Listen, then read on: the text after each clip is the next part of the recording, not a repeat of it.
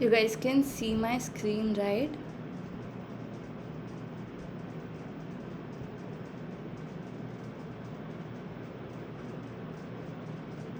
So you guys can see the presentation? Yes. Okay, great. So in today's session, we will mostly be discussing about SEO for blogging because we missed out on that part, and that's really important to make sure our articles get read by the most number of people. Secondly, we will be learning about how to use AI and whether or not you should even use AI for writing. Third, we'll be discussing a bit about how to get started or how to resume as a freelance content writer if you've taken a long break, because some of you have. Okay, so beginning with what is okay, why is it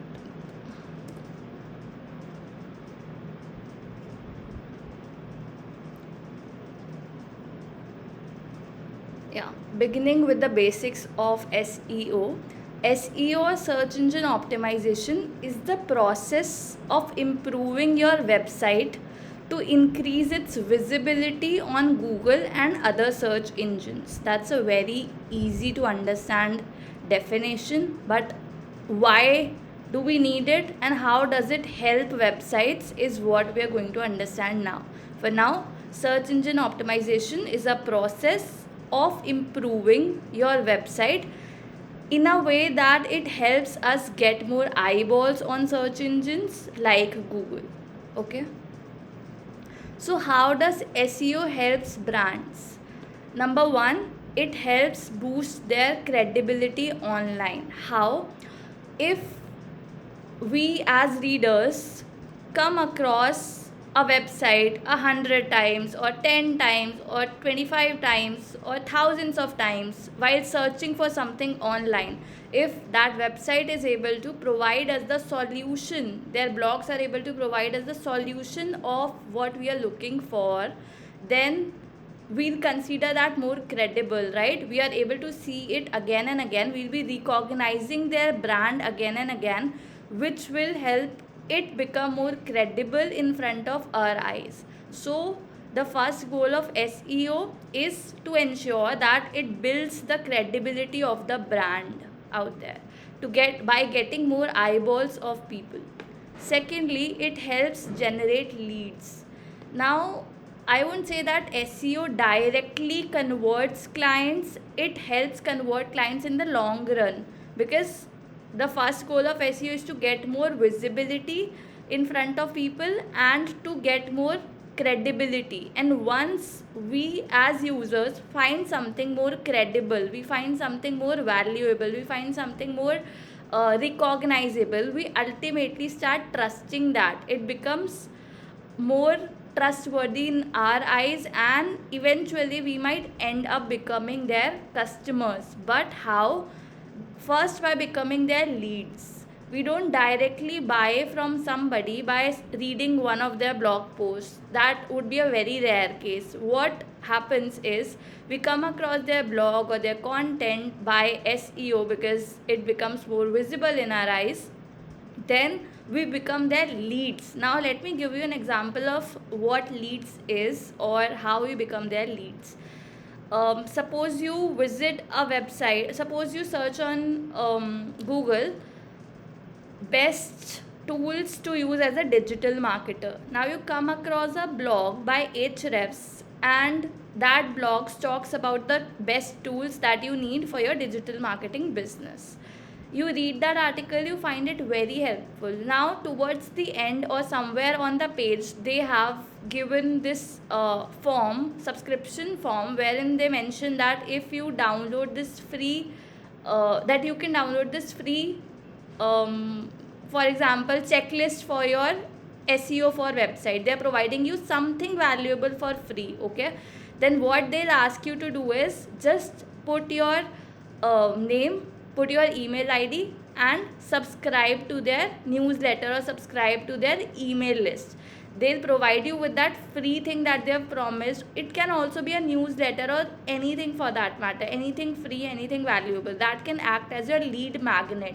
So as a user, you subscribe to it because you want something for free, but what you're giving in return is your email address to them. You're giving your email address to them that they as a brand or a website will use to send you emails on a frequent basis. Now those emails can be about some educational stuff, that can also include some kind of promotional stuff, that is their paid tools, their paid services, their paid offers, mentorship programs. It can be anything, their paid stuff. So they would be sending that to you on a regular basis to nurture you. First of all, they'll try to educate you, and then they'll try to convert you into their customers. Okay, so that's how a sales funnel works. And how it all begins, by creating a lead magnet. So ultimately that lead magnet can be anything that you're offering for free, and that doesn't need to be done by your side, it has to be done by your client. They will be creating a lead magnet or anything that they want to offer. All you need to do is write an SEO friendly article for them that helps them boost their credibility online and ultimately get more leads. Because you can simply add one line that if you want to increase your digital marketing presence further, then you can download a freebie, whatever topic that is related to, right? So that's all you need to do. Everything else has to be done by your client or their sales team or their marketing team, their marketing effort.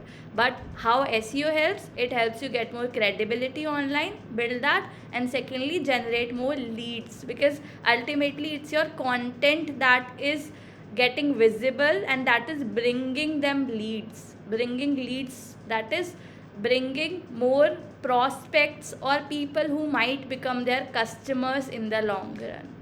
Okay, the third goal, as I mentioned, helps converts clients and builds long term association.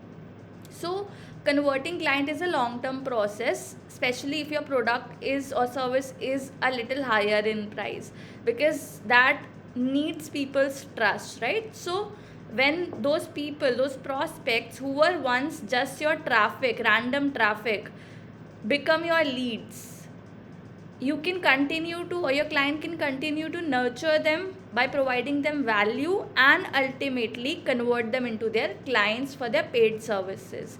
Now even after they become your paid members or customers, you can continue to nurture them further to build your relationship with them, to make it even strong, so that in the future you can also serve them with something more of your website. You can upsell them something of higher price. So you continue need to nurture them so that they stick to you instead of going to your competitors. Now another benefit of capturing leads, as I mentioned as the second benefit of SEO, is for example, you have written one awesome SEO friendly piece that helps rank on the Google, okay, but other articles or a lot of articles on your website are not ranking.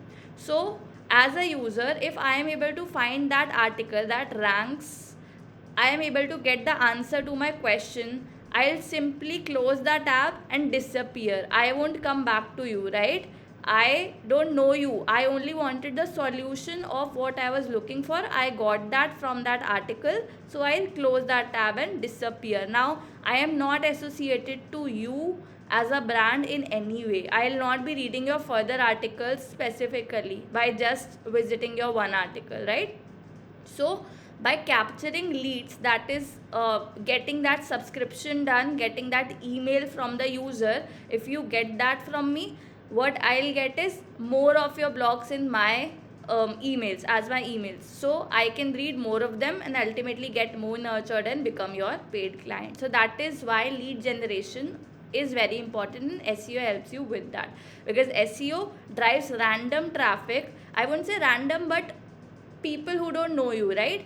It drives that kind of traffic, but those people are subtly interested in you. They are a bit interested in you because you are able to solve their problem, their current problem. So you might also be able to solve their future problems, which is why lead generation is important, so that as readers they are able to get to your next blogs or their next solutions. Is it understood so far how SEO is beneficial? Why people are looking for SEO for their websites? Why are they looking for SEO friendly writers? Yes. Okay. Yeah. Any doubt so far? All clear? No, nothing. Okay. Now let us see what are the types of SEO or what does SEO even include. So first, there are three types of SEO. First is on page SEO, second is off page SEO, and third is technical SEO. So on page SEO is what we do on our website to increase its traffic or visibility online, as simple as that. Off page SEO is what we do everywhere except for our website to ensure that we get more visibility or traffic online. That is, we are doing some things not on our website but everywhere else. Third, it's technical SEO that includes some kind of technical aspects like ensuring that our blogs are crawled by Google, they get indexed on Google.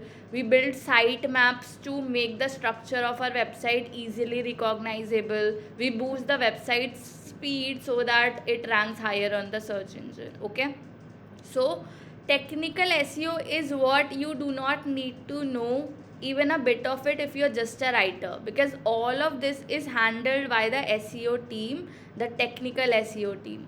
Now coming to the off page SEO thing, it, if you have your own website you might need to do all of it. I have my own blogging website and I do all of these three things to ensure that it ranks higher on the search engine like Google.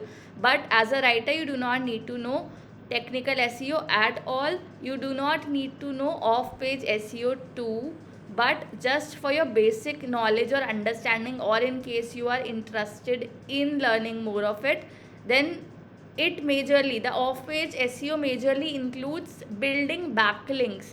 Building backlinks, you might have heard of it but might not know it what exactly it is. So to make it easier for you to understand, if I'm writing an article about digital marketing again, and somewhere I need to quote a bigger organization to make sure that my article is credible. Okay, I'm deriving some facts from Ahrefs or SEMrush or any other digital marketing brand website out there. I'm getting some facts from them that I want to include in my article. So I'll include those facts and then mention their website as the place from where I got it, right? I will be giving a link to them there because I got those facts from them.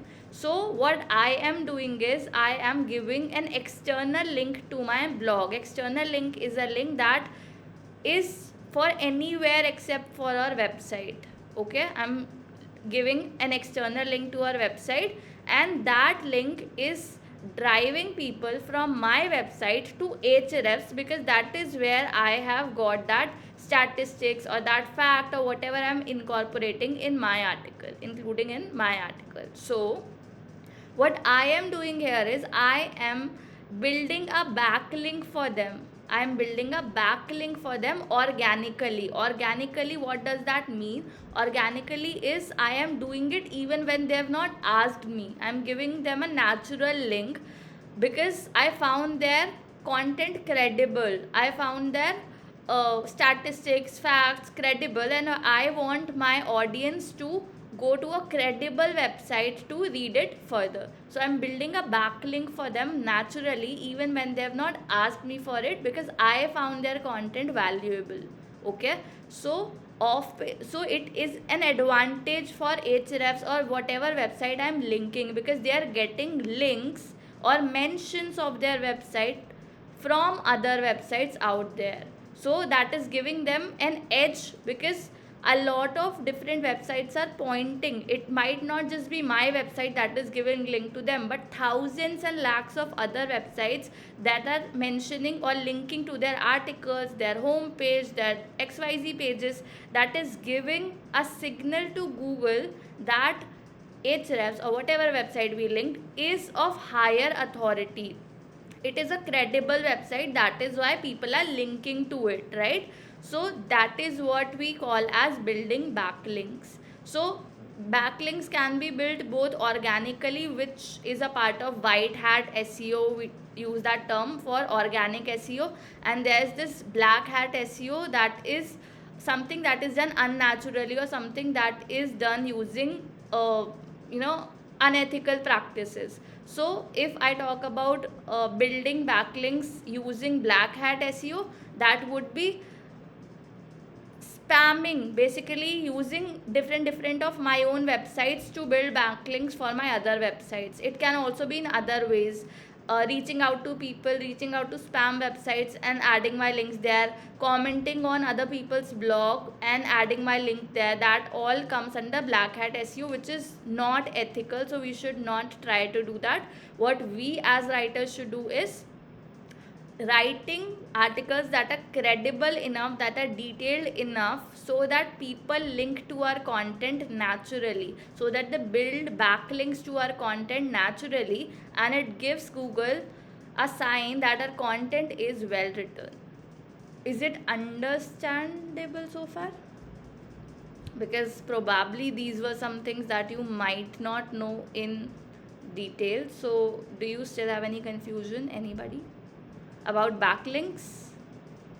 I Technical. had one doubt. Yeah. So I actually know a bit of it. So what I do is I do add links myself for backlinks.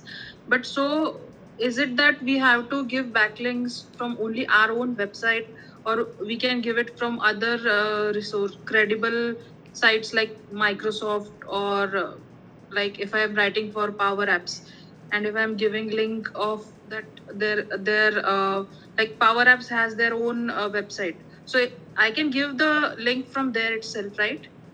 Or is it?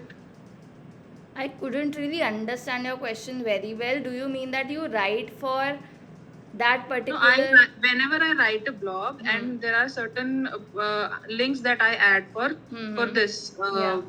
for backlinking. So what till now what I have been doing is sometimes I give the link of our own website's other blog, which is connected to the Hmm. related to the topic, Yeah. and sometimes I give the link of other like if I'm writing for, as I said, Power Apps, then I'll give somewhere a link of that original website. Yeah. Where So what's your question? so is it right way to do the backlinking? I mean, which See, websites do we when you include are while? giving link to your own website, that is not called as backlinking. When you're Okay. giving links to other website, that is called as backlinking, and that backlink is for them. What you are doing is giving an external link, right? Which is a factor of SEO. And when you are linking your own website, you are giving other blogs as, or maybe signing up on your home page or sales page or anywhere. When you are giving link to your own website, that is internal linking, that you are giving Okay. link to any other page on your website except for that blog that they are reading. So all both of these factors are crucial for SEO. When you are giving link to your other pages of the website, that gives Google a signal that the other pages are also valuable. It what it also does is it drives people to those other pages. Again, that helps with traffic generation. For example, I'm reading this blog, consider this as a blog, and we are reading types of SEO. Okay, if I have written a detailed blog about on page SEO on this website, I link it here, right, on the on page SEO part where I'm explaining this. So as a reader, I can click on this link and read that page too in detail. So it is giving you as a brand or a website more traffic, because I am able to find that page here itself. So internal linking is also very important, and external linking is also very important. Okay, both of them have their own places. You have to do both of them as a writer. But sometimes you Okay. are writing an article for ghost writing. For example, I am working with the client directly, but you are working for me as a writer. Okay, so you don't know what brand I am writing for. In case you do not know, you would not be able to give a link to their own website. You might give only external links or links that are very credible. But the person who would be posting the article, that is somebody over me, or maybe I, if I already know what website I'm working for, then I can give that internal link in my article too. Otherwise, the person who would be publishing will include some internal links. Now, I don't think that it would be very easy for you to understand. It might even become more difficult. I'll give you some real example from my website. Please let me know if you are able to see this, what I am putting on. Yes. Okay. So, okay, I published it 4 days back. These are written by my writers, not me. But to give you an example of internal and external linking. Okay. So, can you see this 7 ways to spend less time on social media? This Yes. link. This is an internal link because see my website URL, it is not so complicated.com, right? So, if I click on this is leading to another article on my own website, right? Not so complicated.com. Just the URL has been changed, but it is still on my website. This is another article. So what I am doing is I am leading my readers from this article to this article.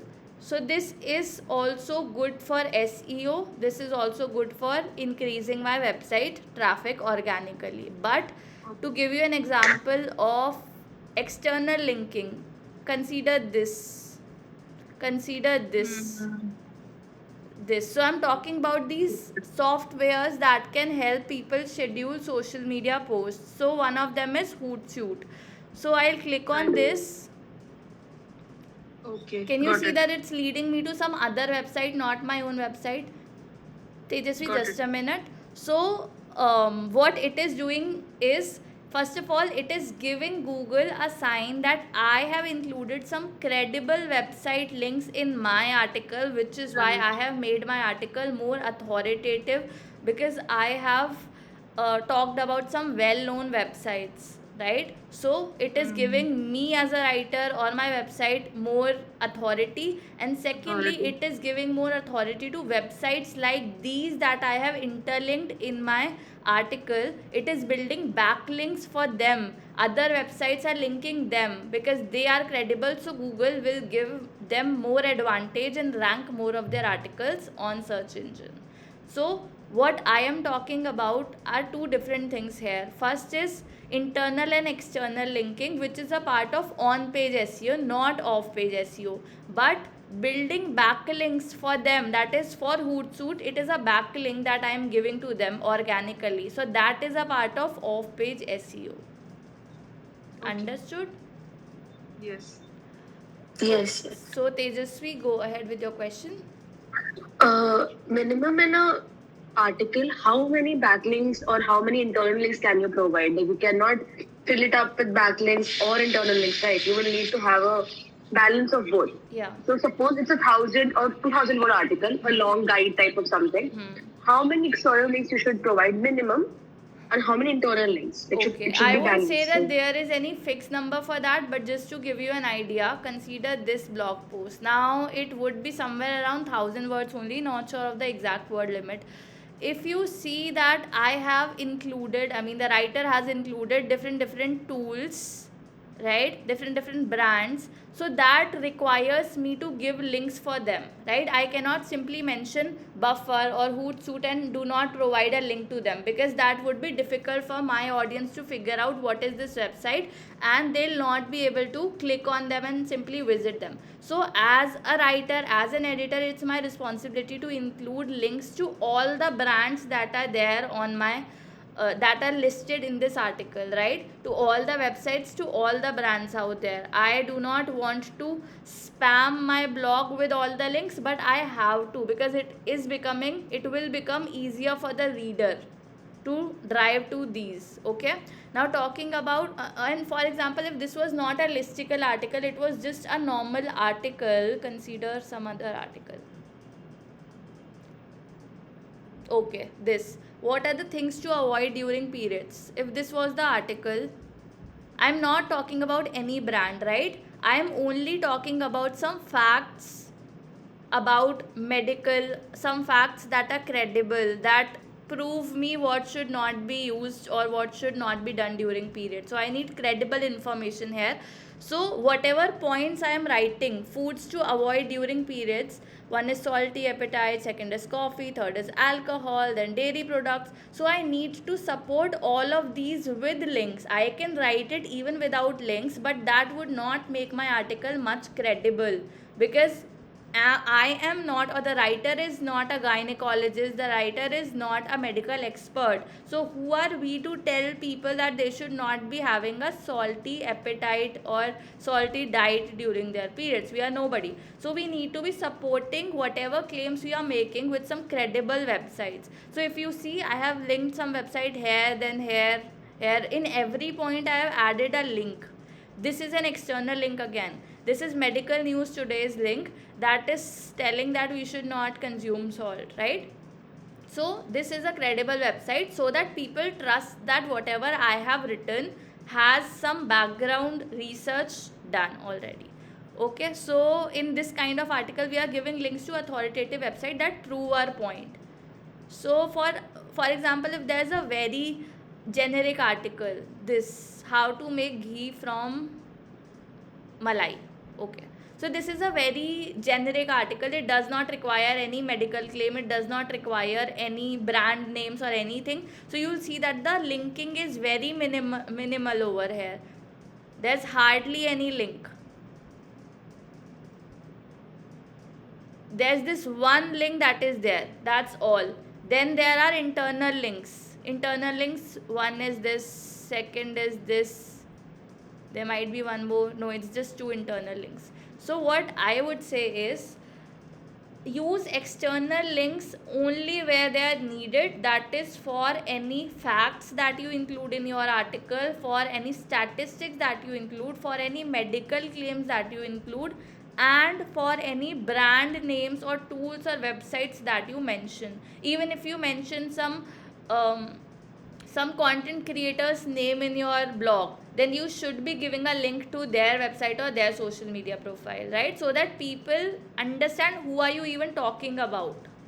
You do not need to give links for generic things or generic articles. And talking about internal links, I would say if you just include these internal links like also read, also read, also read, or related posts, then you can have 2 to 4 of them, not more than that, in an article of 1,000 words. And if you also have something relatable, now let me give you an example. So again, this article related to periods. So in this article,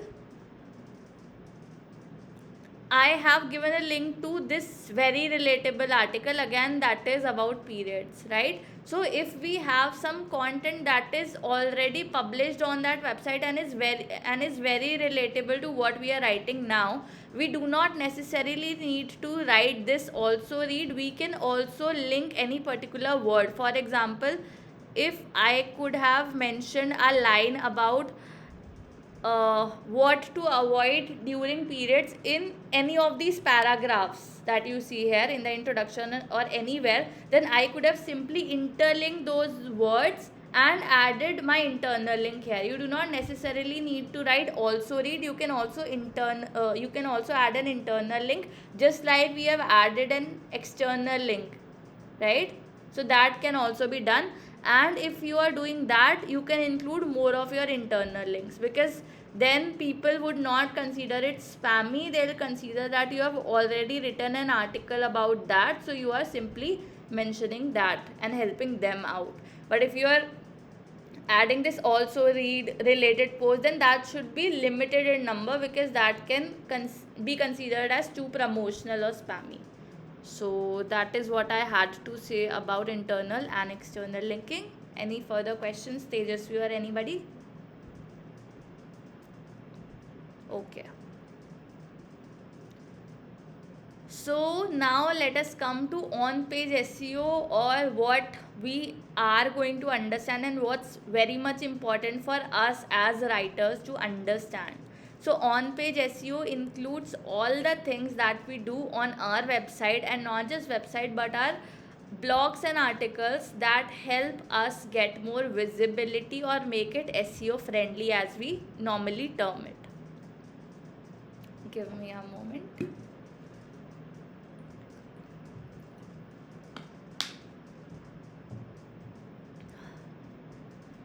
So how to learn SEO? If you want to learn on page SEO, you do not need to go anywhere. I'll be teaching you right here. Okay, you can take a screenshot of it, this slide, if you want. Secondly, if you want to learn off page SEO and technical SEO in detail, if you probably want to go in SEO line and not just content writing, then you can refer to some blogs and YouTube videos, or go for some courses, maybe available for free or paid courses. So I have listed down a few blogs and YouTube videos, these that I have personally learned SEO from, or they have personally helped me a lot. Then you will also see some courses. I have personally not opted for any SEO course, but I have found some great courses on all of these websites. So you can go for any of these courses too, like courses on any of these websites too. You can take a screenshot if needed. Otherwise, you will also get this presentation recording. So we'll be learning about on-page SEO now, or what we need to do on our website. I would say it's all about keywords and linking. On-page SEO is all about keywords and linking. It is also about user intent, or what does the reader or the user who is visiting your blog wants to do.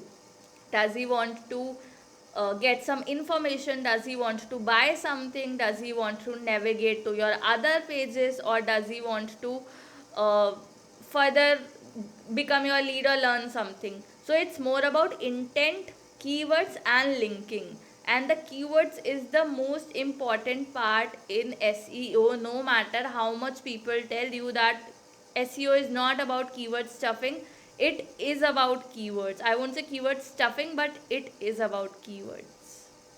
So as a writer, if you're just working as a content writer, as a freelance SEO content writer, you would be getting keywords from your client, okay, or the content editor that's on your head, whoever that person is. They'll be providing you with keywords.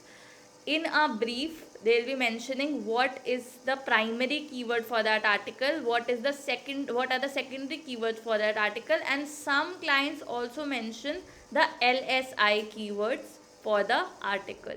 So keywords are of these three types: primary keyword, secondary keywords and LSI keywords. Now what is a primary keyword? A primary keyword is the main keyword for which we want to get ranked for that article. Okay, so it's the main keyword for which we want to get ranked on the search engine, for the keyword that we want our article to be visible to people, the main keyword that we are targeting, that is the primary keyword. For example, Samsung versus Redmi. So it can be the title of an article, or what our article can be about is Samsung versus Redmi, which is better. Okay, so here Samsung versus Redmi might be the primary keyword, or something that we want our website to pop up in the results for and get visible for. Then secondary keywords are the keywords that can be more than one. They are the keywords that we also want to rank for. That's not the primary keyword, but we would also love to be ranked for other keywords, not just this one single keyword, Samsung versus Redmi. If we are working hard on an article, we would want our article to pop up in the results for different keywords, right? So not just when somebody types Samsung versus Redmi on Google, we also want our article to get ranked for other keywords. So those other keywords can be, is Samsung better than Redmi? Just giving this same keyword example to you to make it easier to understand. So it can be, is Samsung better than Redmi? It can be, which is cheaper, Samsung or Redmi? Samsung versus Oppo, Redmi versus Oppo. So these might be some other things that we want our website or the article to rank for. Those are the secondary keywords. Now let's talk about LSI keywords. Not every client will provide. Okay, Tejaswi, just give me a moment. So LSI keywords are the keywords not every client would be providing you with, but it's always good to also include LSI keywords to your article. Those, what does it actually mean? LSI stands for latent semantic indexing keywords. So these are the keywords that mean the same as our primary keyword, but in different words or different words positioning or different uh, some different order of our primary keyword, but they exactly mean the same as our primary keyword. You can consider them as synonym for a primary keyword, so that Google also understands that we have talked about this in detail. We have not simply keyword stuffed in our article, we have talked about this in different ways. We have included synonyms of this keyword to make Google understandable that we are talking about this topic. So example for this LSI keyword is Redmi versus Samsung. So what I've done is I have simply interchanged the position of Samsung versus Redmi. That was the primary keyword. I've written it as Redmi versus Samsung because they mean the same, right? They mean exactly the same. Or versus, what does versus mean? That we are making a comparison, so people want to know the difference between the two, right? So I have also written difference between Samsung and Redmi as the LSI keyword. So this is what is meant by LSI keywords. And to make our article rank higher, we need to include all the three types of keywords, but where to include them, we will be learning about them in the next slide. So to summarize, keywords are of three types: primary, secondary, LSI keywords. Primary keyword is the main keyword we want to rank for. Secondary keywords are the other keywords, more keywords for which we want to rank for. So the LSI keywords are the keywords that mean exactly the same or almost the same as a primary keyword, but are written somewhere differently, maybe in alphabetical way or in other context. So Tejasvi, you had a question. Now you can go ahead. You're on mute, Tejasvi. Okay, like in your article, where you mentioned about the periods वाला article, where उसमें शायद mentioned था also read why you should What things why you not should to work out avoid in during periods. periods. Yeah, like extra also read me mentioned that. Yeah. That is a secondary keyword, right? That you also want them to be ranked for this. That will be included in the secondary keyword. No, that wasn't the case. So you're talking about this article, or In a period article, there was one more which was very relatable, right? You said that this is the very relatable article to the one I'm already writing. Yes, So this one. when the this one, exactly this one. So is it somewhere in accounted for the secondary No, keyword? this is not the secondary keyword. I have simply interlinked one other article that I believe is very relatable to this, so that my traffic gets here. So this has nothing to do with the secondary keyword. I'll tell you where to use secondary keywords to make it more easily understandable to you in the next slide. But this is not a secondary keyword or something I want to rank for. But yes, to also mention, if I am adding link to this, it is giving me more traffic on this and also giving Google a signal that this article should also be ranked. In case this article is ranking high on Google, it is actually ranking. I can probably show you.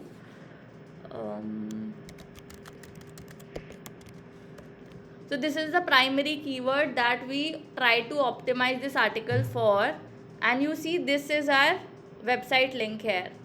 You can also search it on your own Chrome and find this, that our article is ranking on number 3 for this keyword. Okay, so if this article is ranking, somebody finds this article, they come to this, they'll probably also visit this article, right? Even if they don't visit, it will give Google a signal that since our article on doing Surya Namaskar during periods is ranking higher, and we have written another article about periods, so we have higher authority in this niche, and this article should also rank higher. So it would also give Google signals to rank this article higher, even if it is not that much optimized. So that is the benefit of internal linking. So internal linking is very important, external linking is important too, but this is not a secondary keyword to answer your question. Okay. Yeah. So, what exactly to do for on-page SEO to ensure that our content is SEO friendly? So on-page SEO involves optimizing your content, that is the overall content you write, the title of the content, meta description, subheadings and images. Okay, this is what on-page SEO includes in short. Now let's talk about meta details. So meta details include two things. First is your meta title and second is your meta description. Meta title and meta description. I'll give you real examples to make it easier for you to understand.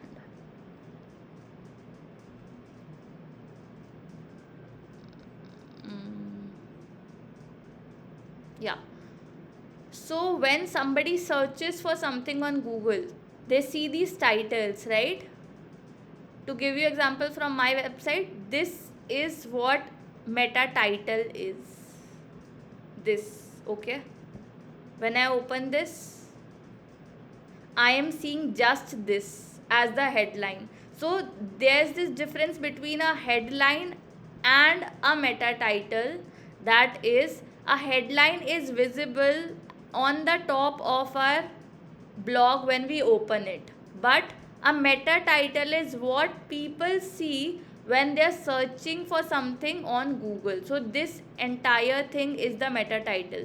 Our headline was just this much, sorry, this much of it, from can to that question mark, but our meta title also includes 5 poses to whatever it is written after that, that is not visible right now. Okay, so this is our meta title and this is our meta description. Can you see this highlighted thing? It is absolutely fine for a person. So this is our meta description.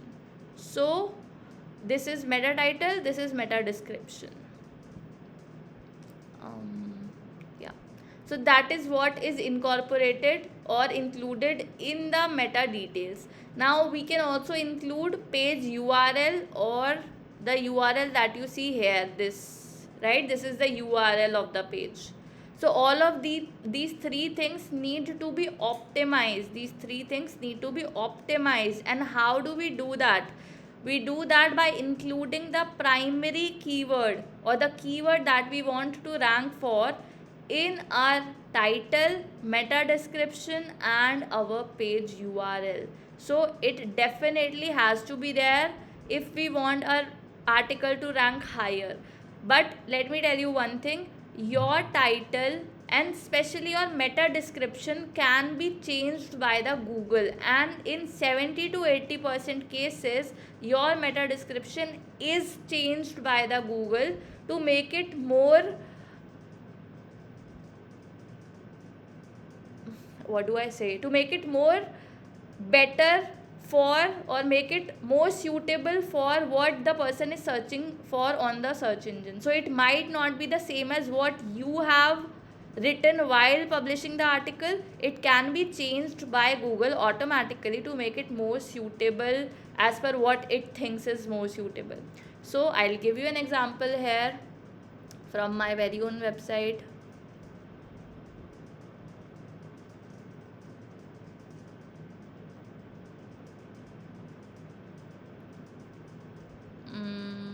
Yeah, so since we are on that periods article, let's open that.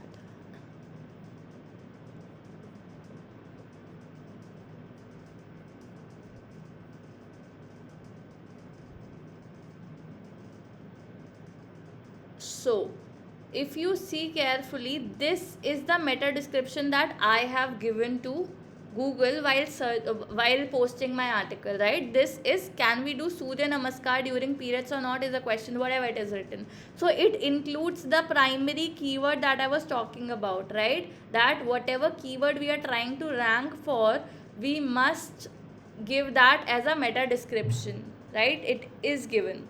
Then I have included that in the link part, right? I have also included that in the title that you see, can we do Surya Namaskar during periods. But what you see on the search engine, where did it go? I'll have to give that query again. Can we do Surya Namaskar during periods? So yeah, if you see this is not what I gave, right? It does not even contain my primary keyword. It has been changed by Google to add whatever is more suitable to me as a reader. So in 70 to 80% of cases your meta description gets changed by Google, but that does not mean that you do not need to write a meta description for your article, or you do not need to include your keyword. You definitely need to do that. It increases your chances of ranking higher, just that Google can make it more suitable because it does for all other articles out there and not just for your article. Okay, so what we have learned here is we have to include the primary keyword in the title, meta description and page URL. If you also see that page URL, you would see that this primary keyword, okay, this was another article, where did it go?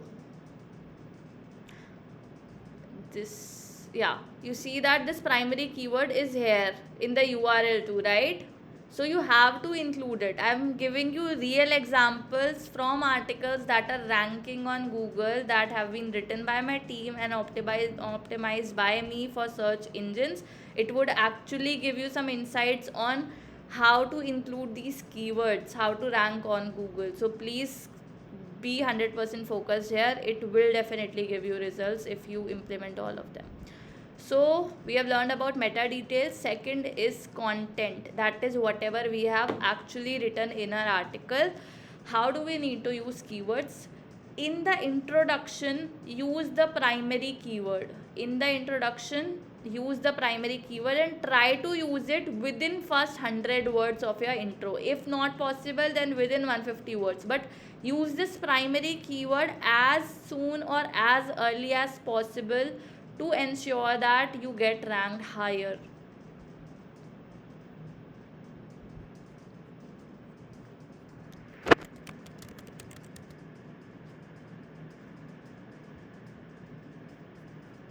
Yeah, here it is. The first time I have used this, can we do Surya Namaskar during periods? That is, the primary keyword is in the introduction itself, probably within the first 100 words, right? And it is ranking. So you have to include the primary keyword in the very first introduction, very first paragraph, or as early as possible in the introduction. You also need to include the LSI keywords that we talked about. LSI keywords wherever possible. So I am not sure what were the LSI keywords for this article to give you an example, but whatever they were, we ensured that we included those keywords in the article itself, so that our article also ranks for those similar keywords if people are looking up to them. Okay, in the images section, you do not need to necessarily create the images for your clients. You do not necessarily need to publish the article there and include the alt text, but remember this rule of thumb, so you can suggest it to your clients whenever they are posting your articles, or if you are posting it on their behalf, then make sure that you include your primary keyword in the alt text of the images. Now you might not be sure of what alt text is, so let me give you an example. Okay, unfortunately we do not have any image that we have uploaded here. These are all Pinterest embeds, right? So I'll show you some other article that includes some images. Let's go with this very first article.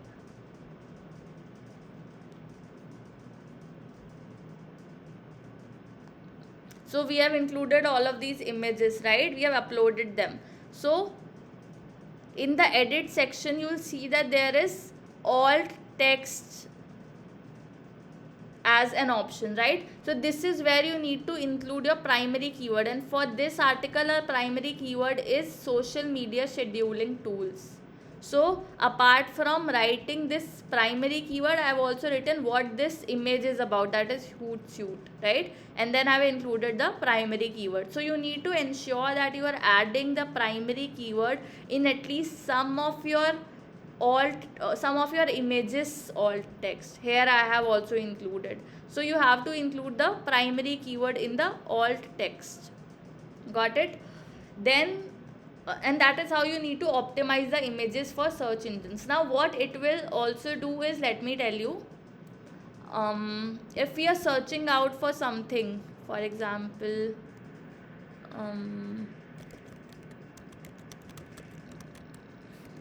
if you're searching for this, apart from seeing these blog posts, you also get an option of viewing images, right? So these are the images that you see, and if the image contains the alt text and all other things that are used for ranking of the articles, then your images can rank here on the search engine too. And if your images are ranking, probably you found this image interesting, okay, you will click here. So if you also click on this, that would lead you to the article that has published this image, right? So you can also rank your article using your images. See their image, they have probably added the alt text, they have optimized this article very well for search engine, which is why even if their article was not ranking in this section, it can possibly rank for the image that we see here. So it is also generated traffic for them because they have well optimized their images apart from their text. So that is why you need to include the alt text in your primary keyword. Understood so far?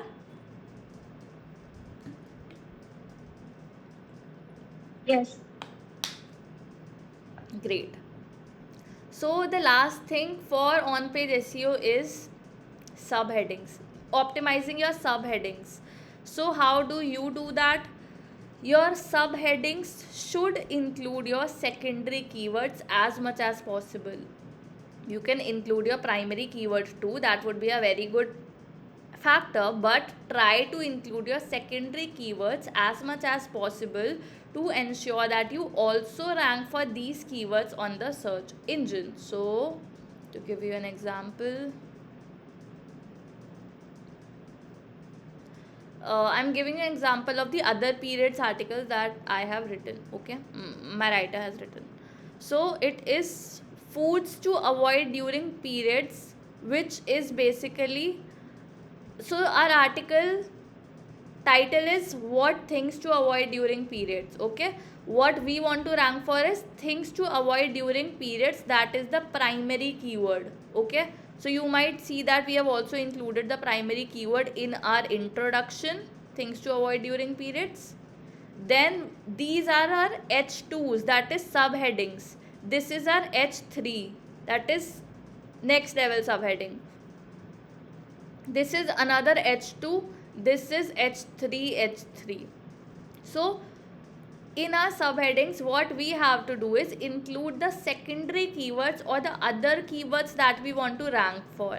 So I also want this article to rank for what foods should we avoid during periods or foods to avoid during periods. So I have made this an H2 so that we don't just rank for this but also rank for this. If somebody is searching for this on Google, I want our article to also rank for this, okay. So we'll include the secondary keyword or make the subheadings based on the secondary keywords. That is how you come up with an outline for your article, that is how you come up with the subheadings for your article by considering the search engine. So I also want our article to rank for exercises to avoid during periods. I also want it to rank for yoga poses to avoid during periods. So I have made these subheadings and then written content about them so that we also end up ranking for them. Understood? So that is how we need to use our secondary keywords and subheadings. So this is all I had to share with you guys about on-page SEO. But yes, one thing that I missed adding here is links, that I have already talked about. Linking is a very important factor for on-page SEO. Linking is of two types, internal and external linking. I've already given you examples for internal and external linking. Internal linking is when we are linking to our own website, and external linking is when we are linking to other websites. Both of them help us with SEO. So is it clear, the entire on-page SEO thing? Is it clear to you guys? Any questions? So I have a question. Yes, Disha.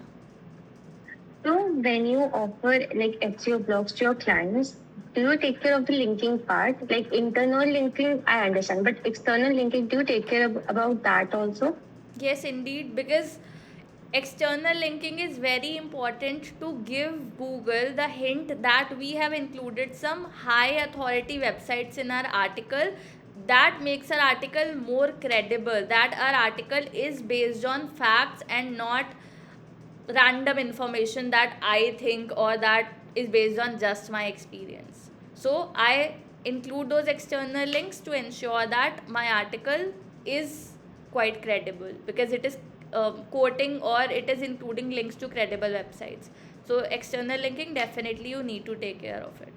And even you can have different criteria for external linking. I mean, your clients can have some conditions. Some websites do not, some clients prefer to not include competitors website in the blog, because that gives them backlinks, their competitors backlink, making their blogs easier to rank. So a lot of my clients do not want me to include their competitors thing. For example, if I'm writing an article for Hrefs, they would definitely not want me to give a link to SEMrush, right? Because that is giving them an edge. So I would avoid it, and rather I would give links to other credible websites. I won't say that any digital marketing related websites, but rather some research and studies or educational websites, .edu websites, .net websites, that are not for profit, that are not selling digital marketing products, that have rather done a good research, that I am able to quote in my article. Or maybe Google's original website, Google's own website, so I can give those links there instead of giving the competitor link. But some of my clients are totally comfortable with me giving their competitor's link if that helps the reader. They have this focus that if that article by a competitor is very comprehensive, if that is of good quality and that would help our users, then definitely give a link to them.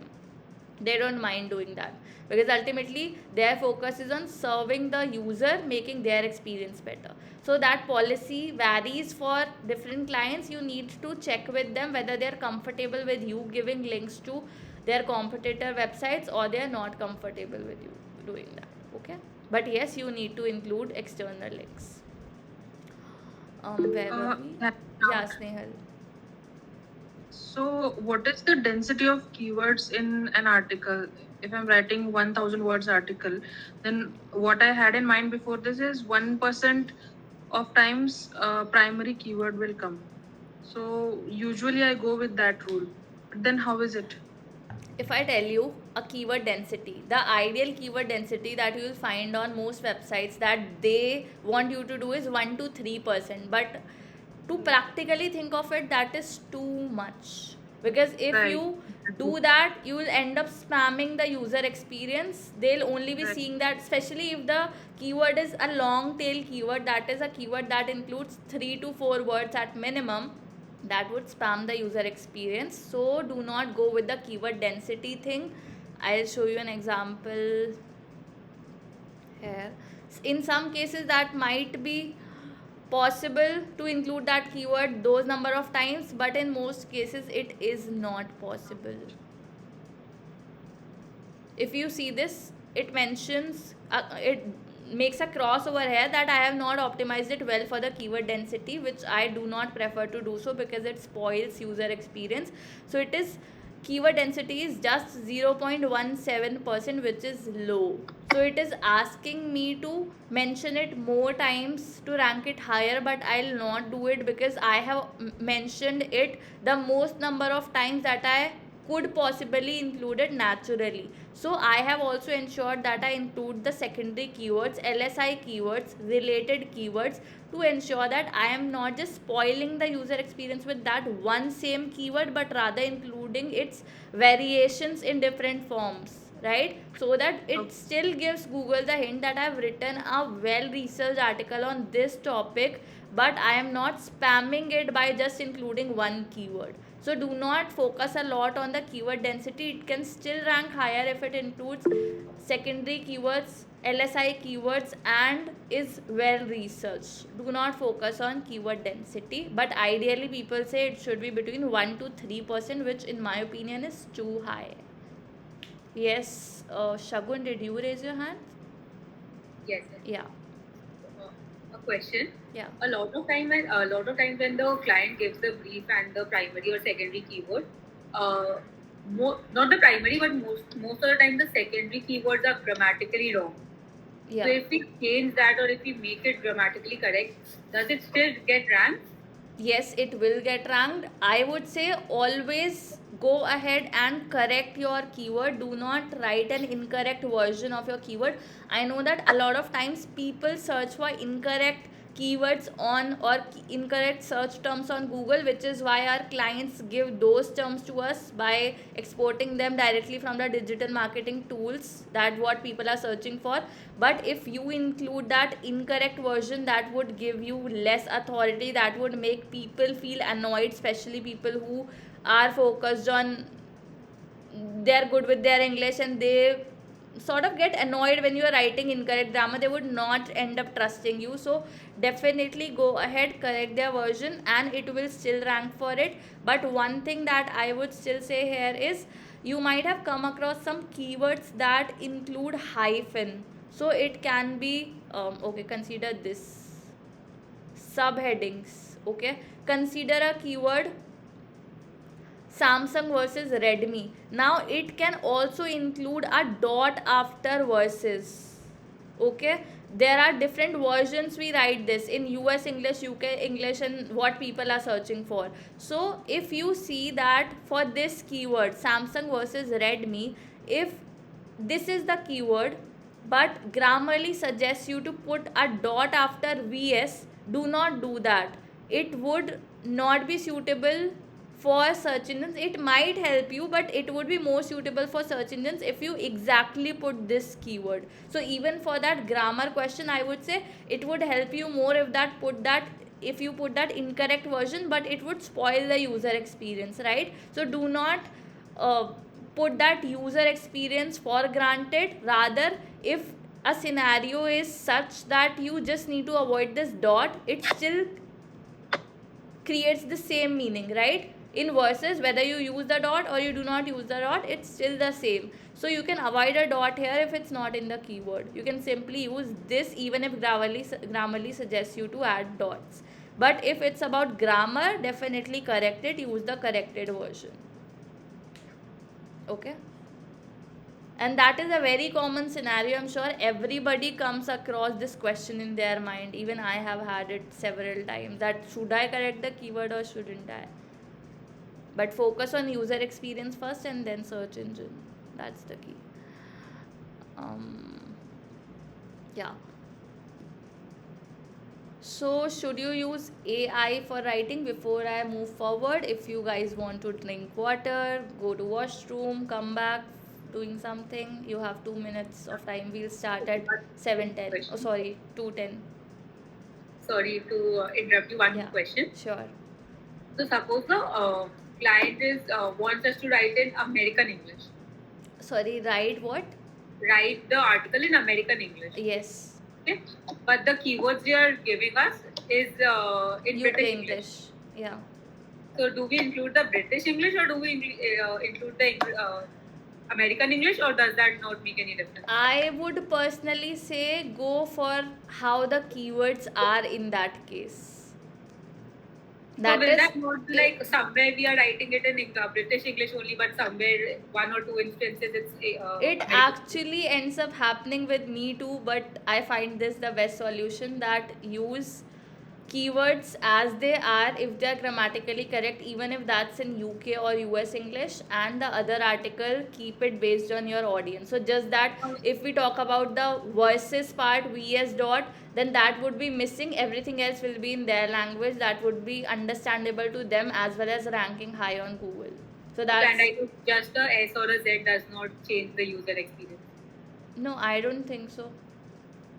Huh? That, did you ask me that whether that would affect the user experience or not?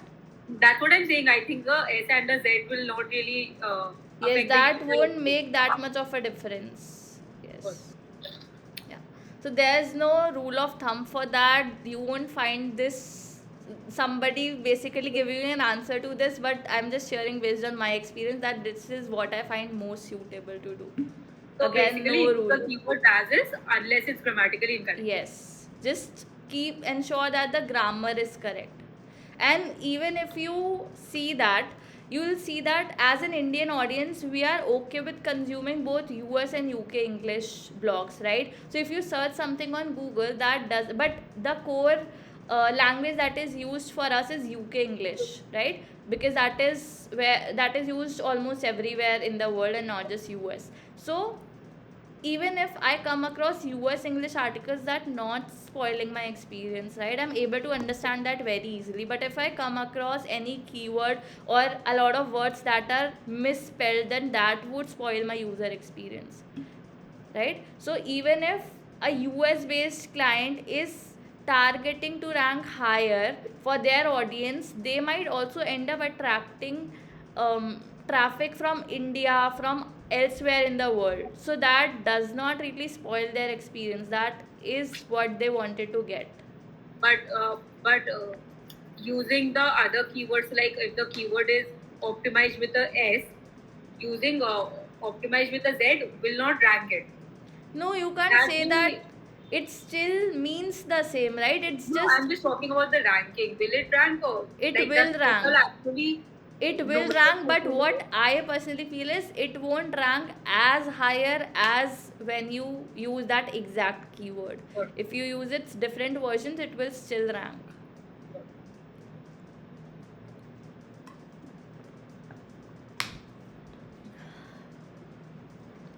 So it's already 2:11. Okay. So should you use AI for writing? AI is everywhere. If you open up LinkedIn, you will see all the posts related to AI on your feed. If you open up Instagram, you still see AI. If you use YouTube, you will see how to use AI and all of that. Is AI going to take your job? To not keep up your heart, I would say yes, AI can end up taking up your job if you're just an average writer who just writes like AI, because AI is pretty good at what it does in most cases, except for some limitations that it will improve in the coming time. And if you sorry yeah, so if you write like AI, you might get replaced because you are obviously going to charge a lot for writing than AI is free to use. AI is very low, it's available at very low prices, so you might end up getting replaced if you are just an average writer, or if you have some limitations that AI can possibly fulfill. So if you are an average writer, what I suggest is include storytelling, include quite researched latest data, and include, okay, I forgot what I was even talking about. I have a very bad habit of forgetting. Include storytelling, yes, includes quotes in your article. So basically interview people who are industry experts, people who can give you real time knowledge, share their real experiences, that you can include in your article, because AI cannot do that for you, right? So do that to stand out from the crowd, do that to become non replaceable in the era of AI. Secondly, if you are really slow at writing, then also AI can get you replaced, because people today are looking for articles or blogs in huge numbers. So you cannot ask for months time to write an article because you're providing a high quality article. You cannot ask for 2 to 3 weeks time to write an article because you're writing a high quality article. You cannot do that. So you also need to increase your writing speed, because AI can generate articles in minutes if not hours. Okay, so how to do that? We can do that with the help of AI itself. So I would say use AI for your advantage.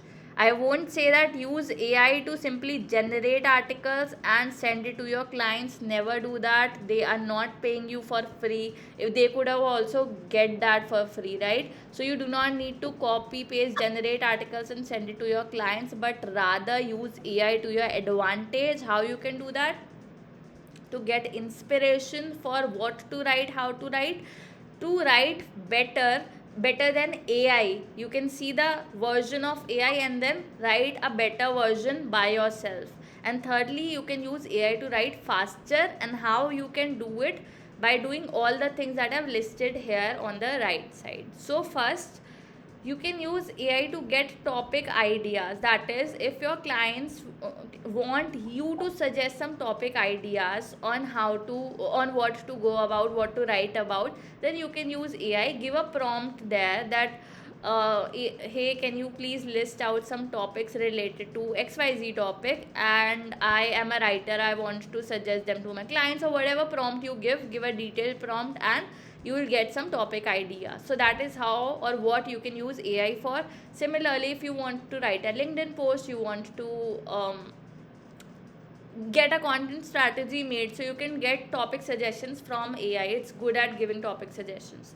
Secondly, you can use AI for generating outlines for your articles. I won't say go for a blind faith in AI for generating articles, because you also need to optimize it for search engines, including your keywords in the subheadings and all of that. You also need to consider your user experience, but you can certainly get some inspiration to generate an article. So if you have the topic already, you can get subheadings that you can include in that article.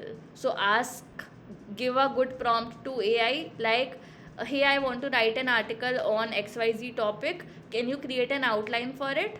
And you can also give it a more detailed prompt to get better results. For example, you already have something in your mind that you want to write a subhead about this specific subhead, so also write that, please also include this subhead in the outline. So give it as detailed prompt as possible to ensure that it does the job for you based on how you need it.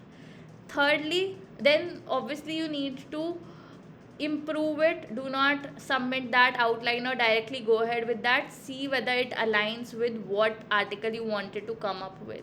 Thirdly, use AI to write meta details. If you think that you're not good at writing the title, you're not good at writing meta description, or you do not know how to optimize the keyword in it, then simply tell AI that I want a meta description about this topic, and it should include this keyword. Whatever your primary keyword is, please write 1 or 2 meta descriptions for me.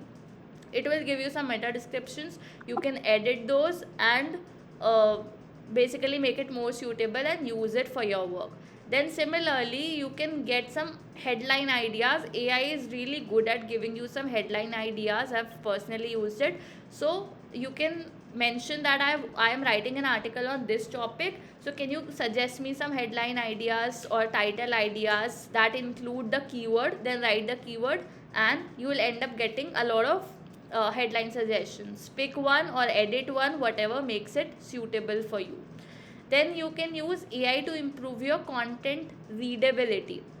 For example, I've already written an article using AI, using my own experience. I've written an article of 1,000 words. Now I want it to sound better, I want to improve it. So what I'll do is I'll go to that AI website and mention, hey, please improve my website, improve my articles readability by ensuring that it is grammatically correct, by ensuring that it is crisp, by ensuring that it sounds more professional or uses second person narrative. Whatever are the guidelines in my brief, I want to ensure that my article meets them. So I can use AI, give it guidelines or give it that prompt that includes all the things I want it to ensure in my article, and then I'll copy paste my article link there. So what AI will do for me is it will ensure that whatever details I've mentioned, they align with the article that I've written. It will give me the final version of my article by making it grammatically correct, sounding it more professional, and whatever things I mentioned. So it would basically enhance my article further without actually writing it from scratch. I am the person who has written the article, but it would help me improve it by saving my time, by making it better for me based on how I wanted it to be and not a generic article. Lastly, you can use AI to get inspiration for your introduction, FAQs, or something more. So introductions, sometimes we get stuck as in how to get started with our article. One tip here is always write an introduction towards the end of the article. That is what I personally do. I don't get any ideas on writing introduction just to begin, because I do not know what all I'll be writing in the article. So after I am done with the body, entire body part, just before the conclusion or even after the conclusion is when I write an introduction to give a clear expectation to the prospect or the user who would be reading the article. So if you need inspiration for your introduction, you can again use AI. Give a prompt to AI, tell it that you want an introduction about this and this topic. You will be covering whatever you have covered in the article, mention that, and write what kind of tone you need, what kind of keywords you want to include in that. So it will generate some introduction ideas for you. You can edit it based on your requirements and do not simply submit it further. Secondly, for FAQs, if you are including that in your article, you can ask AI to give you some questions that you can use as FAQs in your article. Okay, so that is what I would say use AI for. Do not simply generate articles, send it to your clients. Rather use AI to get topic ideas, make outlines, write meta details, headlines, improve content readability, and get inspiration for introduction, FAQs. Even what you are generating, all of these things, do not simply copy paste. See if it adheres to what you wanted to generate as an article. Write the article by yourself and then submit it, just to make your work more faster, done more faster and better. Okay, and whenever you are stuck, you're not getting inspiration, use AI for that. Because if you do not use AI, I would still say that you will lag behind in this competitive landscape. So do not consider AI as your competitor. Use AI for your work, but ensure that your work is still high quality and makes it unique by interviewing people, by sharing your experiences, by making it more human friendly, including storytelling and all the things that we learned in the last session. So somebody raised their hand. Yes, Yes, I did. Shagun. So you for the content readability part, Yeah. you told that what we can do is we can copy paste the 1,000 word article into the AI Yeah. and set it to enhance it. So when we do that, it will give us a 100 word new sort of article with all the enhancements. Not 100% new article. It will still keep your article as the base and enhance a few words, a few sentences that it thinks will make it better based on what you have mentioned. That is, it will keep your article, but for example, if you have made any spelling mistakes, it will correct that. If you have written for example, a line in passive voice, then it might convert it into active voice if it thinks that active voice would make it better based on your requirements. So it would tweak in a few things but would still keep your article intact. And So that is and if okay. it ends up changing, you can also include this line in the prompt that do not replace the article or do not change its context or the meaning of the article. Keep the same words, just make minimal changes. Whatever instructions you give it to them, it will ensure that it comes up with those. So will those the minimal changes it does or whatever changes it does, will that not be detected by the AI detector? No, if you see, that also varies. I have tried it a few times.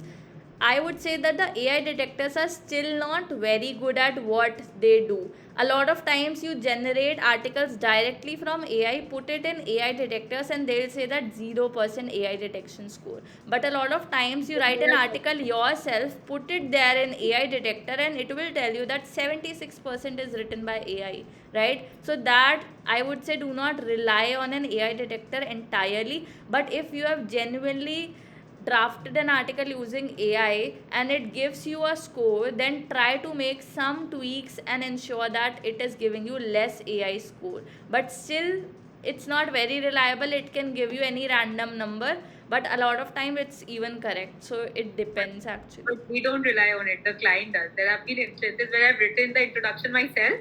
I know. And it's 75% AI written. I know it happens, and it has actually made our job more difficult because we need to prove that we have not written it using AI. So we need to make certain changes and ensure that it's now giving us a lower number. Because the introduction is so random or so normal, like you can't get creative with it. It's a very normal, random introduction.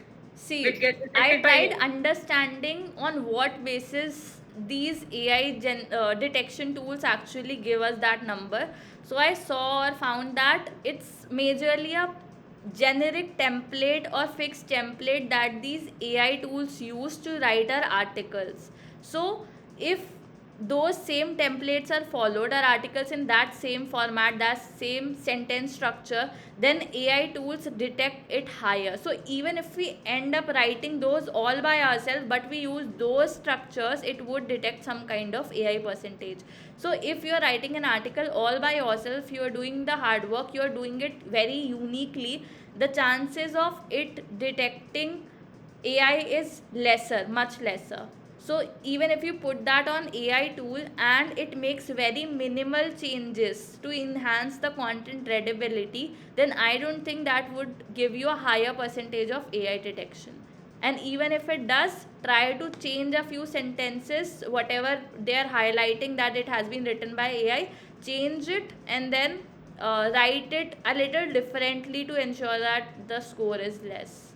But that is actually a trouble for us as writers to prove that we have not used AI for it. And you also need to ensure that you need to explain your client, give them certain instances, show them that see your existing article also shows written by AI, because these software are not very well versed with the technology so far. It's definitely improving itself, and maybe in the coming times it ends up detecting accurately, but for now it's not very reliable. So you need to make your clients understand this thing.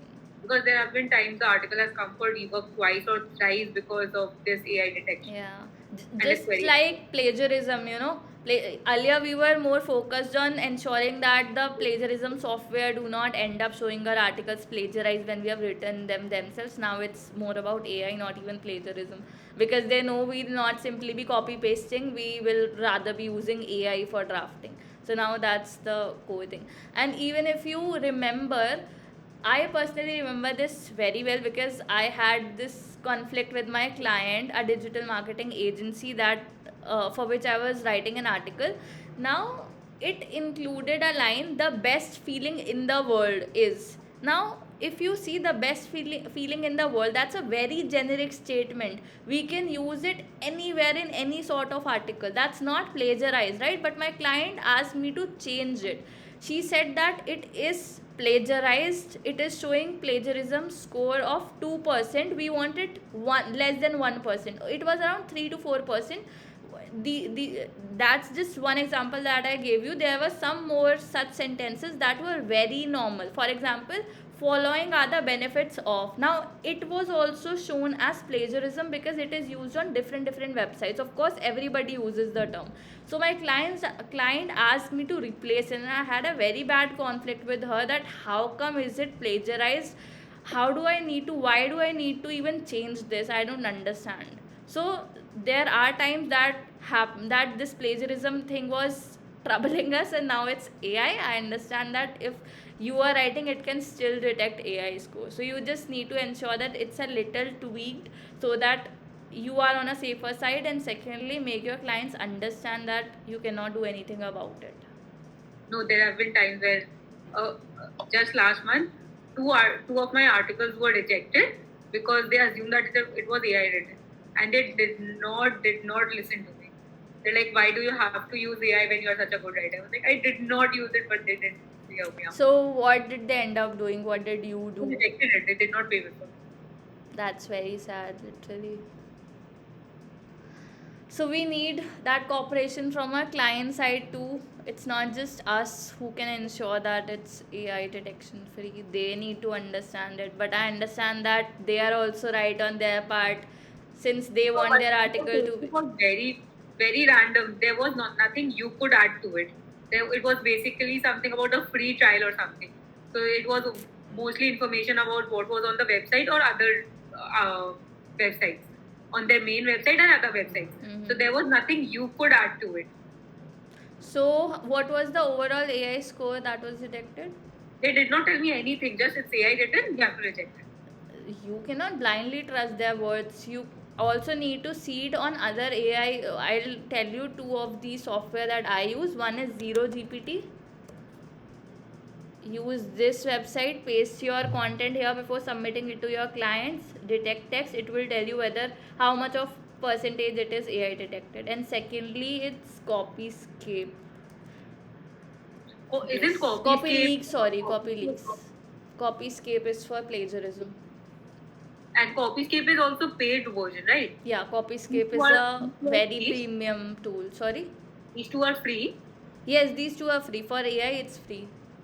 Could you okay, I'll just. One is CopyLeaks and second is Zero GPT. These are sort of reliable. I won't say that there's 100% reliable tool even when it comes to plagiarism, even when it comes to AI. There's no 100% reliable tool, but these are somewhat reliable. Whenever I see that some percentage of AI is shown, for example, something over 40-50%, then I have to tweak it and make it, in a write it in a different order to ensure that the AI score is less.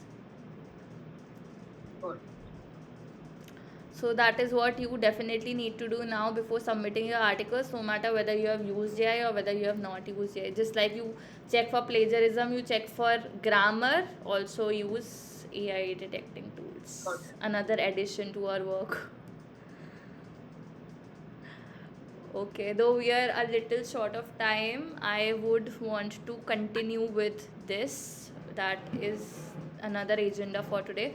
How to restart your freelance career after a break if you have not been freelancing for some time, or even if you have never freelance, how to go about it, how to get your first client, how to get established, how to take that first few steps to actually reach at a higher end. We will be discussing that now.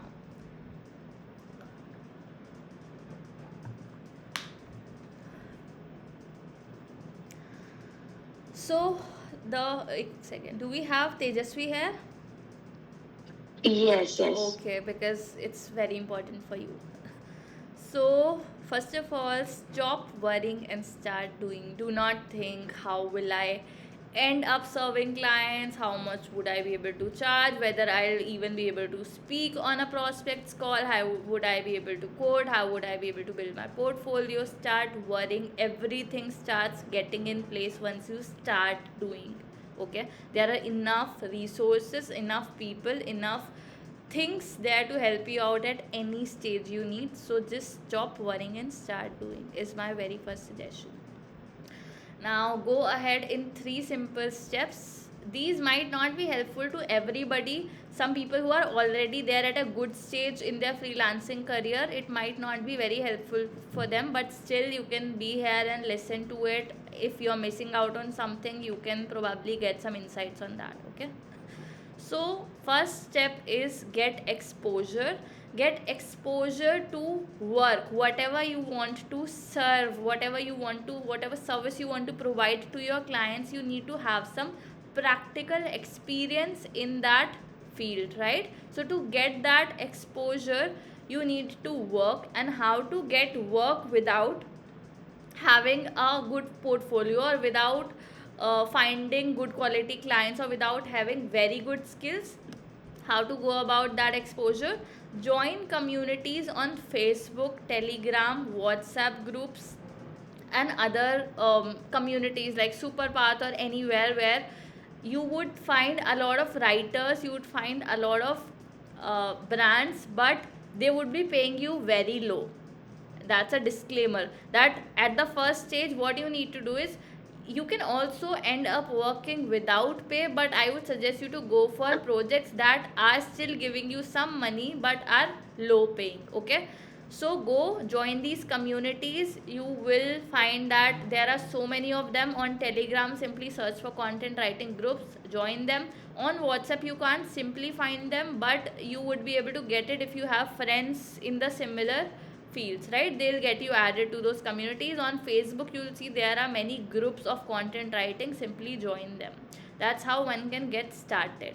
So try and see what people are sharing. If they are asking you, if they've posted that they're looking for writers who can work at 50 paisa, 40 paisa, 30 paisa, 60 paisa, whatever that is, get that work for yourself, because they would not ask you for a lot of your samples or a solid portfolio. If you just have one or two articles written, you can share with them. They can get you to that work.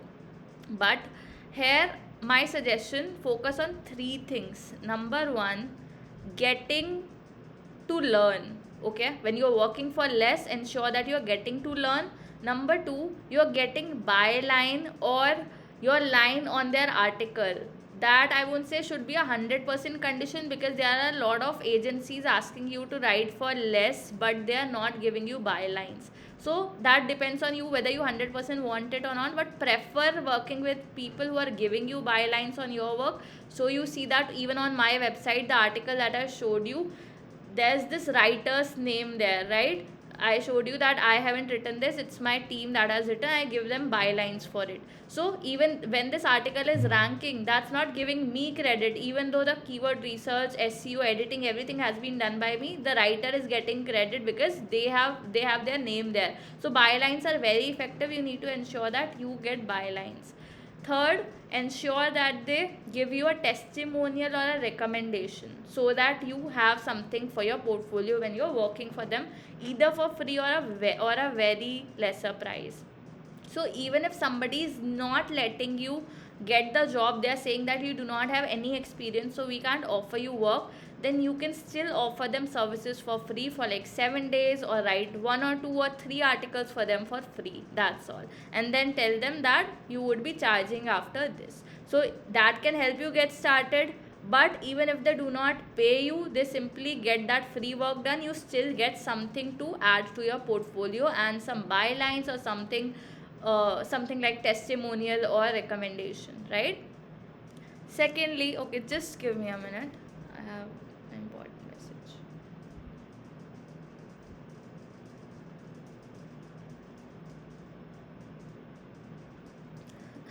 Yeah.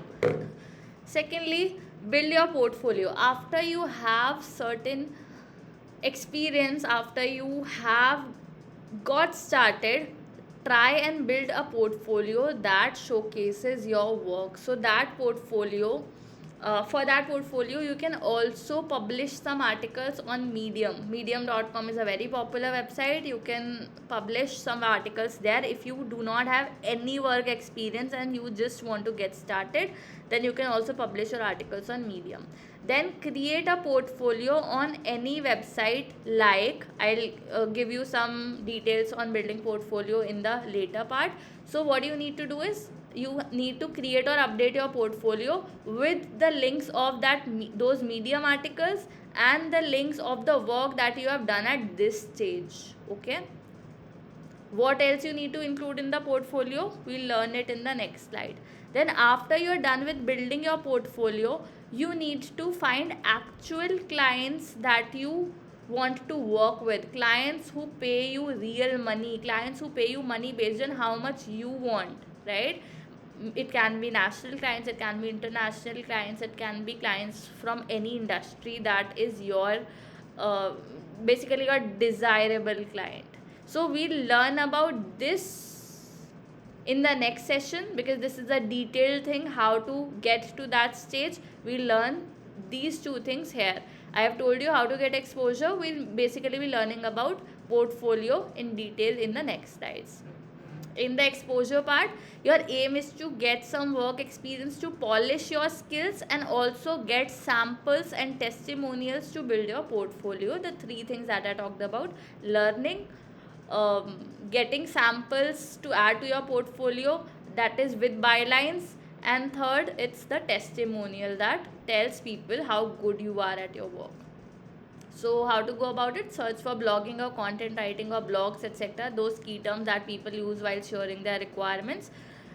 Search for that and get in touch with people who shared your requirements. And second way to go ahead with it is look for established writers in similar niches that you want to work in. For example, if you write for health, then look for writers in the health related niche, specifically writing for it.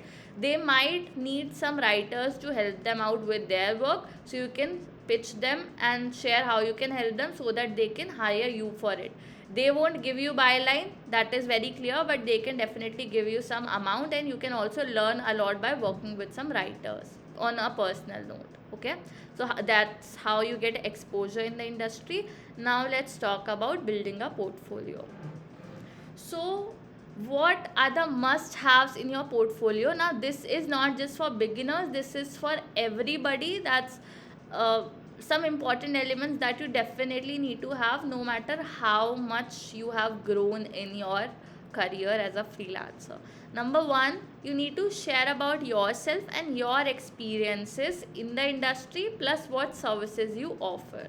Secondly, you need to have links to your work, or simply add your blogs or whatever you have written or whatever services you are providing. You need to have samples for that. Third, okay, so in the second one I was talking about links to the Medium profile that you have had. You do not necessarily need to have Medium links. If you have a lot of published links, then you can skip it, but if you're just beginning out, then definitely have Medium links. Third, you can have bylined blog links on other websites or the clients that you have worked for in the first stage of getting exposure. Then you need to have some testimonials or people who are the proofs for saying that you have provided them with quality work, you have great working professionalism, you have great skills, and all of those things that people have experience with you.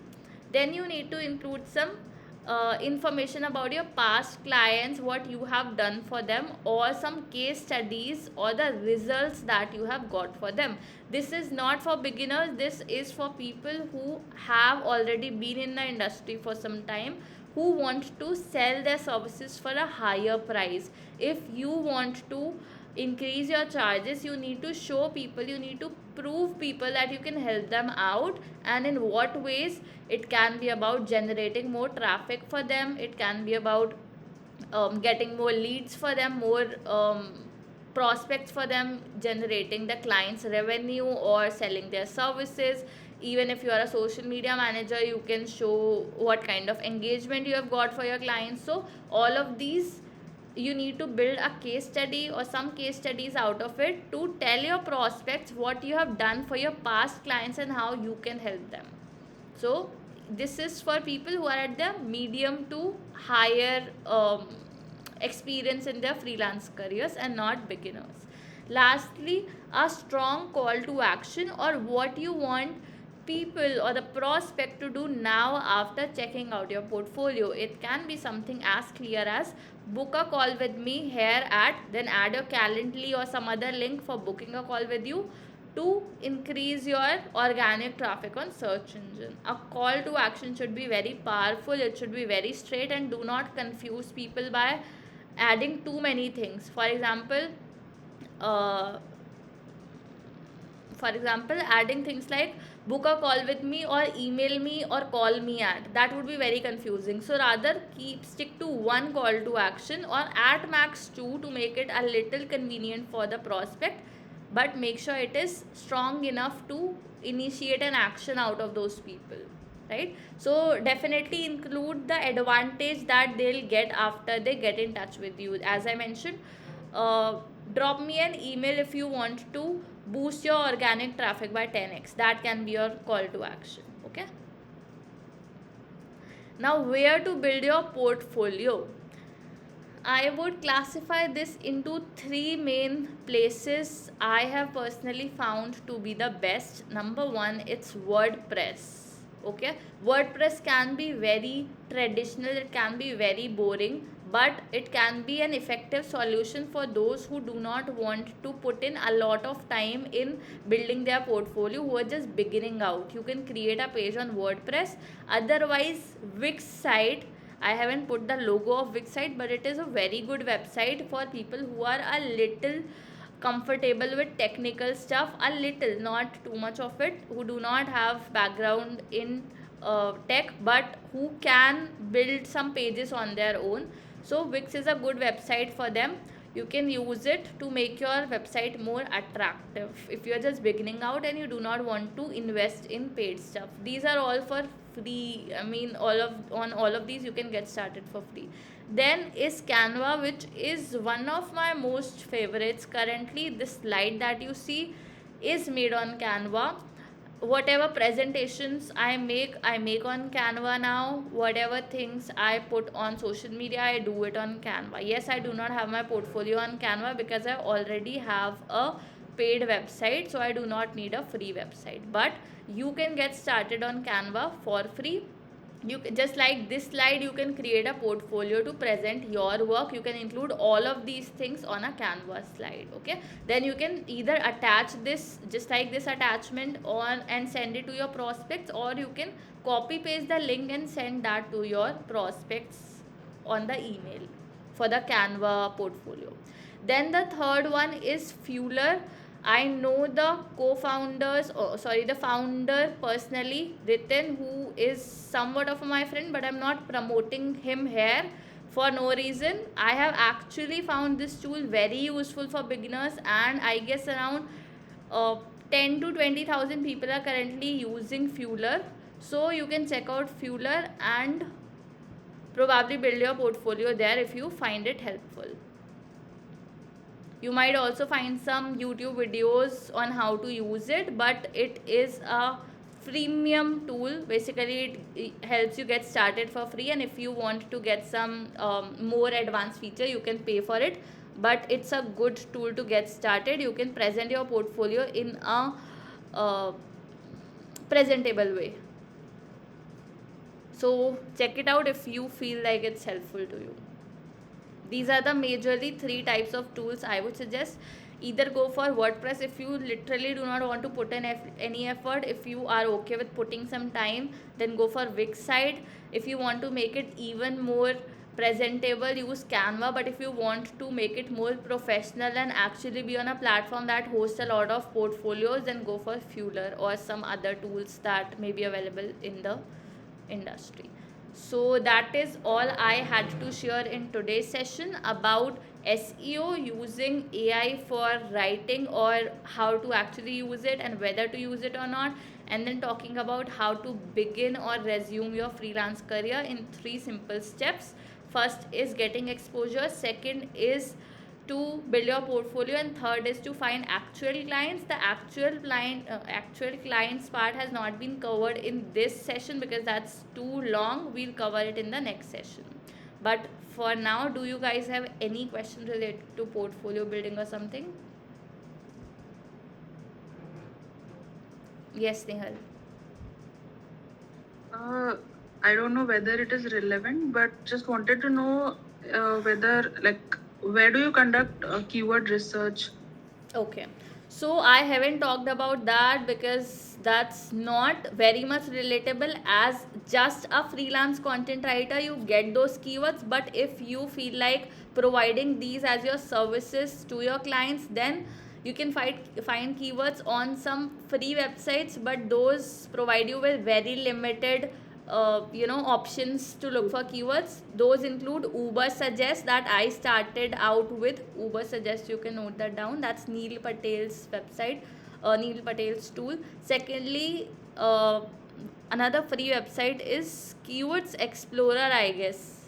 Okay, and then there are some that provide you just a few searches like for free, and then it's paid. So you can find this keyword research tools on the websites that I suggested you here, and also the ways to find.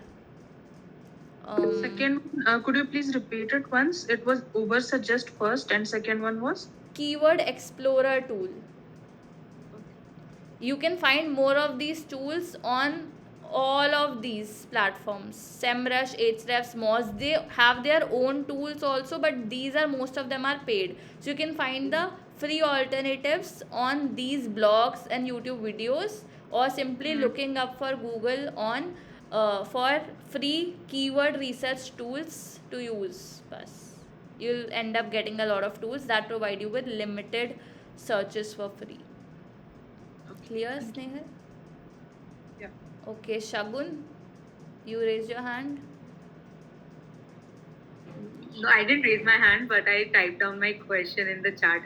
Okay. Idati and Disha raised their hand.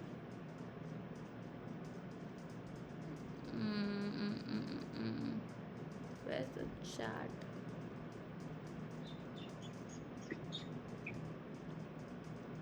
In call messages. I have joined a few communities on Facebook and LinkedIn, but most of them are full of spam. If you know about a few communities, could you let us know? Okay. And okay, you, after the first question, you mentioned third questions. There's no second question. Okay, the third is, the second is somewhere else, because it's we can you then told me that we will discuss that in detail. okay. So that's Okay, got it.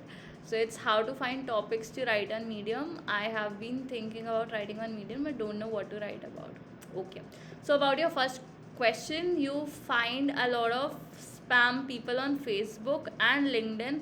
I personally do not agree with finding a lot of spam people on LinkedIn, because for me LinkedIn has been a great place to get started to work now. All of my clients, almost all of my clients, are from LinkedIn or either word of mouth. So LinkedIn, I won't say, but Facebook and Telegram, yes, they are full of a lot of spam people.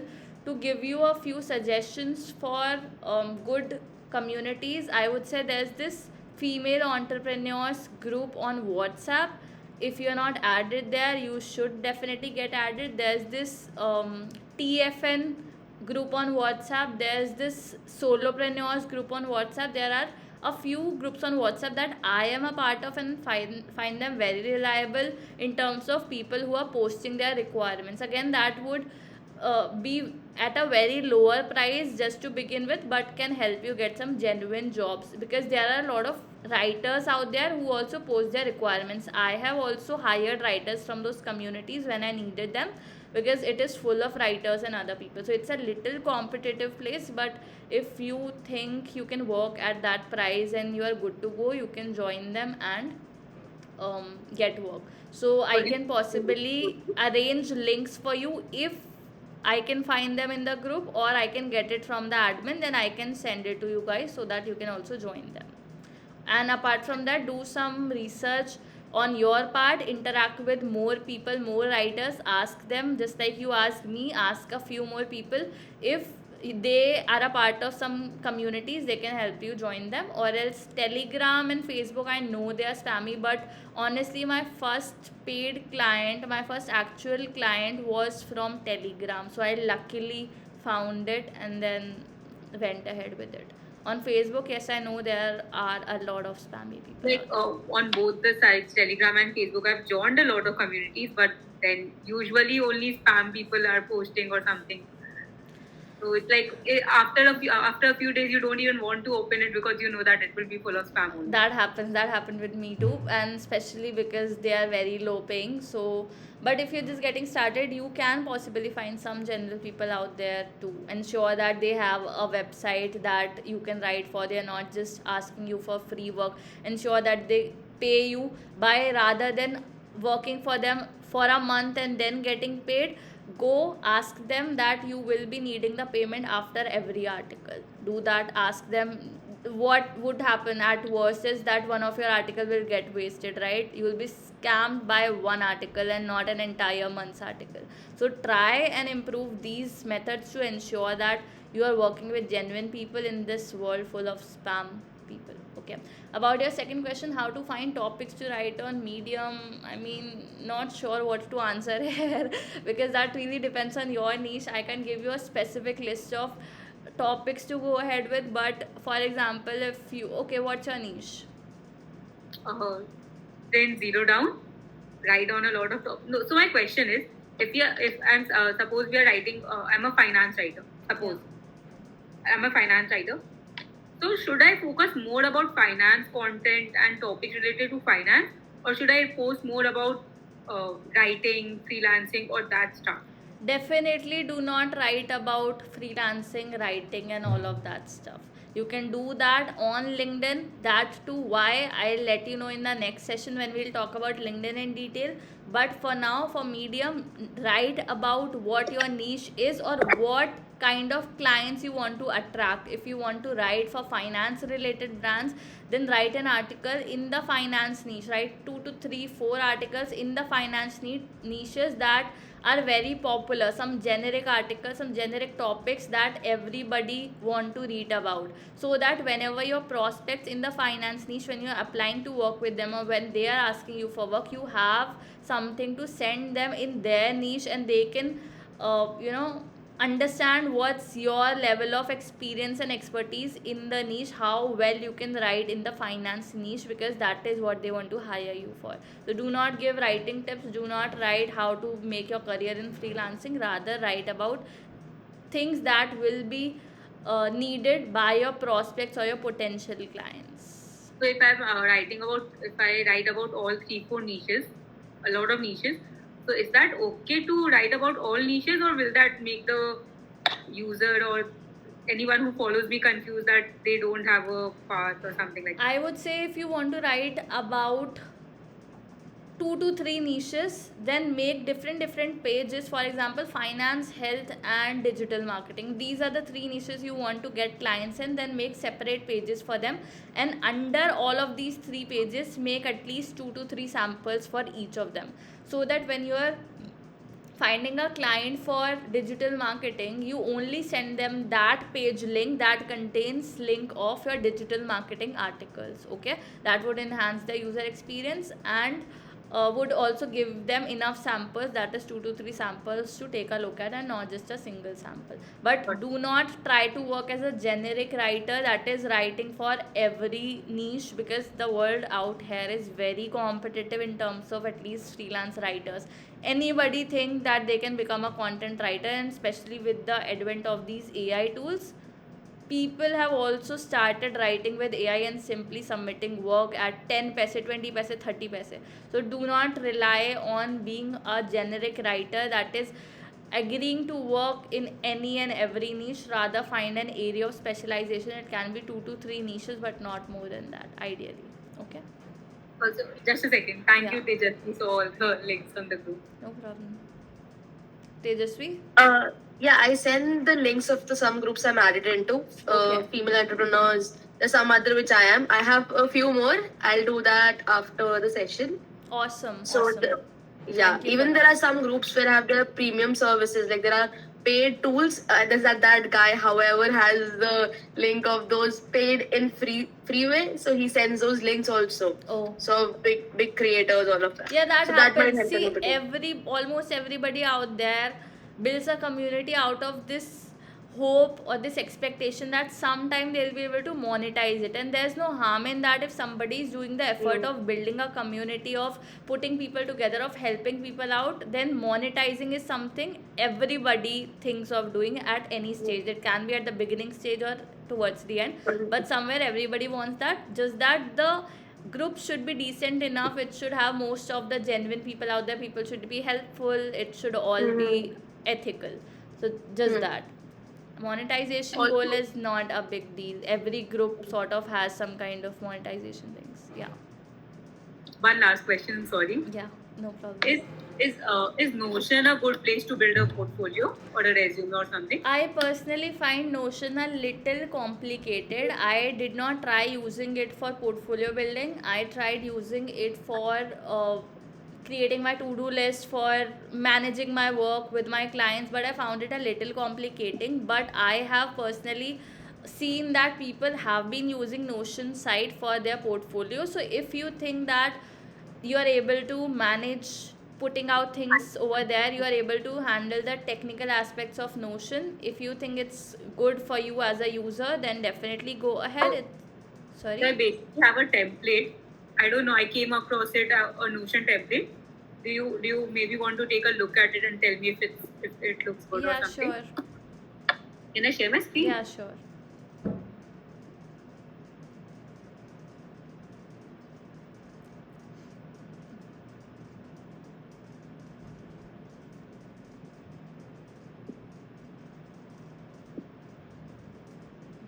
So this is the code for Notion link.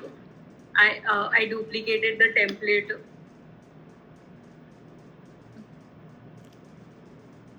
Okay, under what I do, what all is it? SEO blogging, one writing monthly retainer.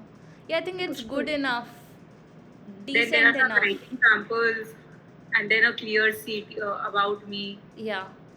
and It's a pretty CT good. also, testimonials also. So there's everything. Definitely, and this template will definitely make your work easier. You just need to replace the text and your links and everything. So even if anybody else from the group wants to create like on this template, probably help by sharing it or whatever. I'll share it in the group if anyone will afford. Thank you so much. It's good enough. You can go ahead. Just that building it from scratch is a little difficult thing, but somebody has already shared this That's template why with you. templates work great on Notion. Yeah. A friend of mine uses it and he keeps sending me templates and everything. So it just makes the task very clear. Yeah, So, definitely. for example, there's this reading list also that I keep a track of what to read and what not to read. Yeah, So, that is the default template of Notion. I also use this one for maintaining a book reading list.